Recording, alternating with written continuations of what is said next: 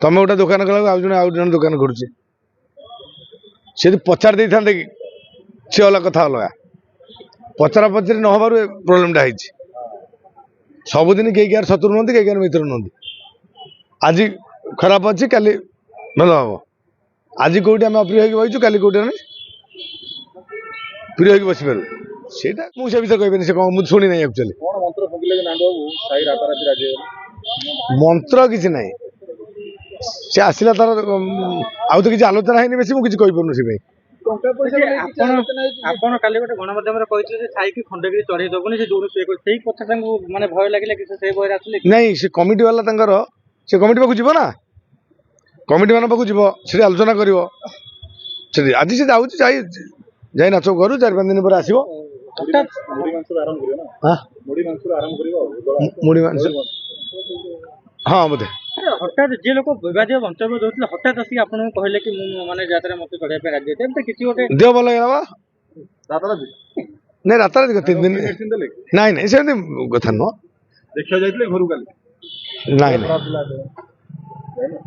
ମୁଁ ତ ଆସିଲି ଆଜି ଦେଖା ହେଲେ ସେ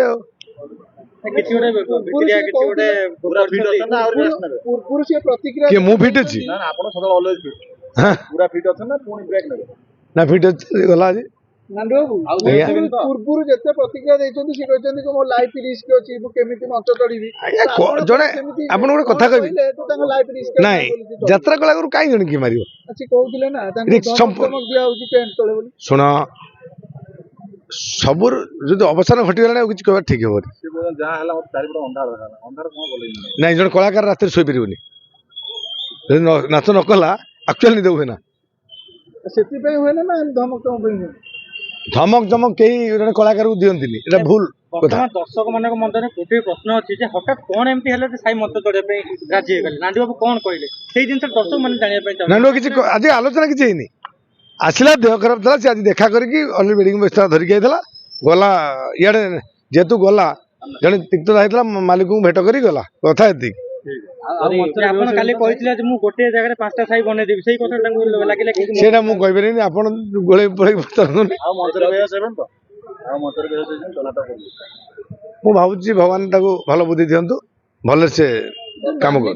ଭିତରେ ଏକତା ନାହିଁ ଯାହା ଫଳରେ ଏମିତି ସୃଷ୍ଟି ହଉଛି ଗୋଟେ ବିଭ୍ରାଟ ସୃଷ୍ଟି ହଉଛି ଆଉ କଳାକାର ବଳି ପଡୁଛନ୍ତି ଏଇଟା ସତ ନା ମିଛ କଳାକାର ବଳି ପଡୁଛନ୍ତି କାହିଁ କଳାକାର ବଳି ପଡିବା ମୁଁ ଦେଖିନି ତ କଣ୍ଟ୍ରୋଭର୍ସି ହେଲା କାହିଁକି ନେଇକି ଟଙ୍କା ପଇସାକୁ ନେଇକି ଟଙ୍କା ପଇସାକୁ ନେଇ କଣ କଣ୍ଟ୍ରୋଭର୍ସି ହେଲା ଆଜ୍ଞା ସୁର ବାବୁ ଆଜି କହିଛନ୍ତି ଯେ ମାଲିକ ଯୋଉ ମାଲିକ ଗଢିଛି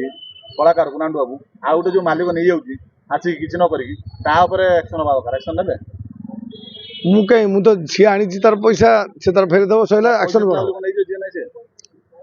ଶୁଣନ୍ତୁ ସମୟ ତ ହେଇ ସେୟା ତମେ ଗୋଟେ ଦୋକାନ କଲା ଆଉ ଜଣେ ଦୋକାନ କରୁଛେ ସେଠି ପଚାର ଦେଇଥାନ୍ତେ କି ସି ଅଲଗା କଥା ଅଲଗା ପଚରା ପଚରି ନ ହବାରୁ ପ୍ରୋବ୍ଲେମଟା ହେଇଛି ସବୁଦିନ କେହି क्या शत्रु नुहति कई क्या मित्र नुहति आज खराब अच्छी काली भल हम आज कौटी आम अप्रिय होचु काली कौटी प्रिय हो बस पार से